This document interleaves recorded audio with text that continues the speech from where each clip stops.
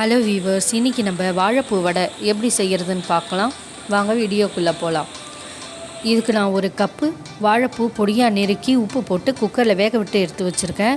இது கூட 25 கிராம் துவரம்பருப்பு, ப்ரௌன் கொண்டக்கடலை 25 கிராம், ரெண்டுமே ஒரு நைட்டே ஊற போட்டு வச்சுக்கோங்க.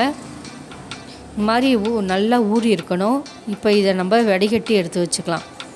இந்த மாதிரி தண்ணி இல்லாமல் நல்லா வடிகட்டி ட்ரையாக வச்சுக்கோங்க.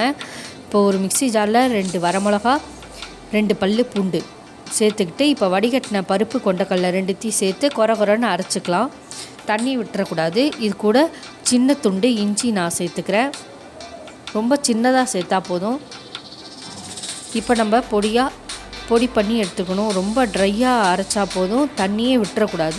இந்த மாதிரி ட்ரையாக பொடி பண்ணி எடுத்து வச்சுக்கோங்க. இப்போ இதை நம்ம ஒரு பவுலில் மாற்றிட்டு இது கூட நம்ம வேக வச்சுருந்தோம் இல்லையா வாழைப்பூ, அதையும் சேர்த்துக்கலாம். இப்போ 1/4 ஸ்பூன் மிளகுத்தூள், 1/4 ஸ்பூன் ஜீரகத்தூள் ரெண்டுத்தையும் ஆட் பண்ணிவிட்டு தேவையான அளவுக்கு உப்பு நல்லா மிக்ஸ் பண்ணி விட்டுக்கோங்க. ஏற்கனவே வாழைப்பூவில் உப்பு போட்டிருக்கிறதுனால பார்த்துட்டு சேர்த்துக்கோங்க. இது மிக்ஸ் பண்ணதுக்கப்புறம் கடாயில் எண்ணெய் காஞ்சிருத்து இப்போ வடையை போட்டுடலாம். இப்போ நல்லா வடை வேகட்டும். இந்த ஒரு சைடு திருப்பி விட்டுடலாம். நல்லா வேகணும். பாருங்கள், நல்லா வெந்துருச்சு. இப்போ நம்ம எடுத்துடலாம். நான் ஃபஸ்ட்டு ஒன்று போட்டிருக்கேன். அடுத்தது எண்ணெய் மீடியம் ஃப்ளேமில் வச்சுட்டு 2-3 போட்டு பொரித்து எடுத்துக்கலாம்.